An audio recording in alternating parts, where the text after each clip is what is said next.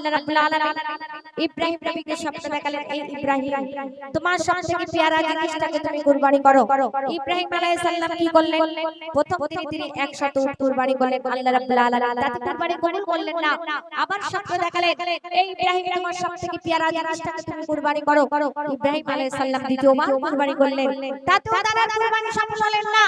আল্লাহ রাব্বুল আলামিন আবার দ্বিতীয়বার স্বপ্ন দেখালেন, তার মনে পড়ে গেল যে আমার প্যারা সন্তান হলো আমার ইসমাঈল, ইসমাঈলকে কুরবানি দেওয়ার জন্য ইব্রাহিম নবী আমার আল্লাহর হুকুম পালনের জন্য নিজের সন্তানকে কুরবানি দিতে রাজি হয়ে গেল। কবি লিখছে দেখো, এটি গোটা করিয়ে দেবে আর গিলেটা বানিয়ে ইব্রাহিম নবীর উপর খোদার হুকুম হয়েছে, মায়ার জিনিস কুরবানি দাও খোদারি রাগে। ইব্রাহিম নবীর উপর খোদার হুকুম হয়েছে, মায়ার জিনিস কুরবানি দাও খোদারি রাগে। কেমন পরীক্ষা ছিল দেখো তাহার পরে, শোনো তাহার পরে, ওগো তাহার পরে। ইব্রাহিম নবীর উপর খোদার হুকুম হয়েছে, মায়ার জিনিস কুরবানি দাও খোদারি রাগে। ইব্রাহিম নবীর উপর খোদার হুকুম হয়েছে। আল্লাহ রাব্বুল আলামিন যখন বারবার স্বপ্ন দেখালেন তার প্যারা সন্তান ইসমাঈল আলাইহিস সালামকে কুরবানি দিতে রাজি হয়ে গেলেন। কবি লিখছে দেখো, খোদার হুকুম করতে পালন নবী ইব্রাহিম, ওগো নবী ইব্রাহিম কুরবানি দিতে শুইয়ে দিল বেটা ইসমাঈল, ওগো বেটা ইসমাঈল। খোদার হুকুম করতে পালন নবী ইব্রাহিম, ওগো নবী ইব্রাহিম কুরবানি দিতে শুইয়ে দিল বেটা ইসমাঈল, শোনো বেটা ইসমাঈল কুরবানি দিতে শুইয়ে দিল বেটা ইসমাঈল, শোনো বেটা ইসমাঈল, ওগো বেটা ইসমাঈল। খোদার খুশির তারির হৃদয় দেখো উজাড় করেছে, খোদার খুশির তারির হৃদয় দেখো উজাড় করেছে। ইব্রাহিম নবীর উপর খোদার হুকুম হয়েছে। ইব্রাহিম নবীর একমাত্র সন্তান ছিলেন, তার নাম ইসমাঈল আলাইহিস সালাম। আল্লাহ রাব্বুল আলামিন যখন বারবার স্বপ্ন দেখালেন তার প্যারা সন্তানটাকে কুরবানি করতে নিয়ে যাচ্ছে, আর ইসমাঈল কি বলছে দেখো, কবি লিখছে দেখো, ইসমাঈল ছিল তাদের কাছে বড় আদরের, শোনো বড় আদরের। ইব্রাহিম নবীর কাছে প্রভু সেটাই চেয়েছে, ওগো সেটাই চেয়েছে। ইসমাঈল ছিল তাদের কাছে বড় আদরের, শোনো বড় আদরের। ইব্রাহিম নবীর কাছে প্রভু সেটাই চেয়েছে, ওগো সেটাই চেয়েছে। ইব্রাহিম নবীর কাছে প্রভু সেটাই চেয়েছে, শোনো সেটাই চেয়েছে, ওগো সেটাই চেয়েছে। বাপ বেটার কুরবানি যে খোদা কবুল করেছে, বাপ বেটার কুরবানি যে খোদা কবুল করেছে। ইব্রাহিম নবীর উপর খোদার হুকুম হয়েছে। ইসমাঈল আলাইহিস সালামের মায়ের নাম ছিলেন মা হাজেরা।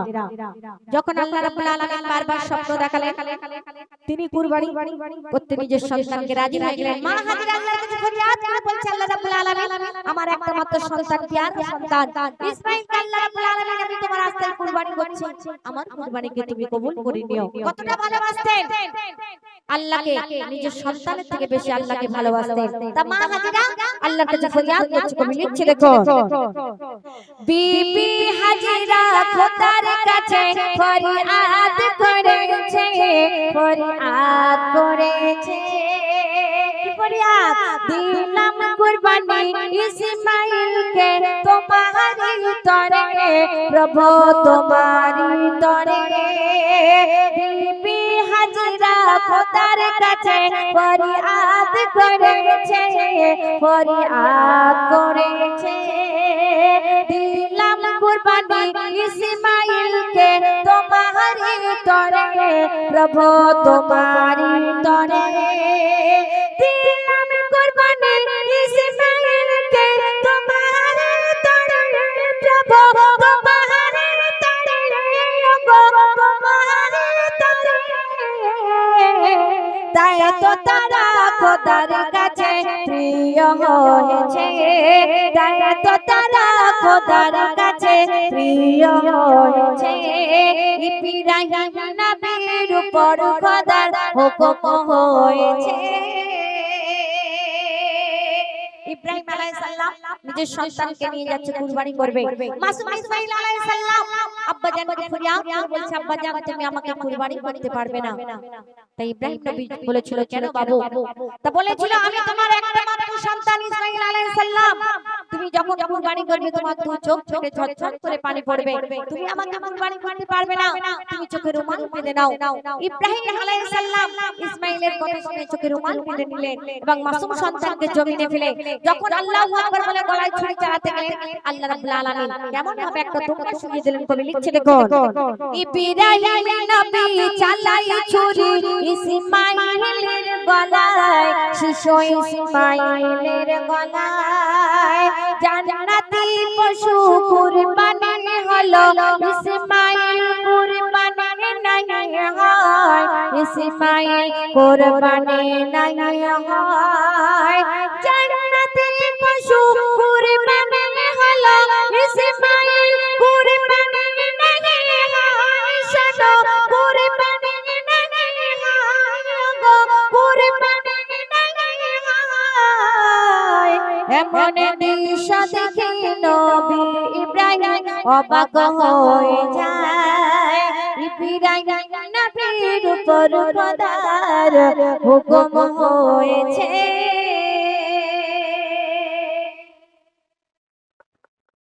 শুনলেন সুন্দর একটি কালাম এবারে যে কালামটি হবে কে কে নবীর দেশে যেতে রাজি আছে হাত তোলো তো আমরা সকলে নবীর যেতে রাজি আছি কিন্তু শুধু টাকা থাকলে কি নবীর দেশে যাওয়া হয় অনেকের দেখবেন টাকা আছে কিন্তু নবীর দেশে যাওয়া হয় না কারণ তার মন চায় না বা আল্লাহ রসুল তাকে ডাকে না দেখবেন ওই জন্যই বলে কারুর কপালে যদি রূপো লেখা থাকে সোনা পাওয়া যায় না আর কারুর যদি টাকা থাকে মদিনায় যাওয়া হয় না তাই কবি বলছে কিসমত মে লিখা তা চাঁদি किस्मत में लिखा था चांदी नगीना कैसे पाऊंगा और रोते रोते मर जाऊंगा मदीना कैसे पाऊंगा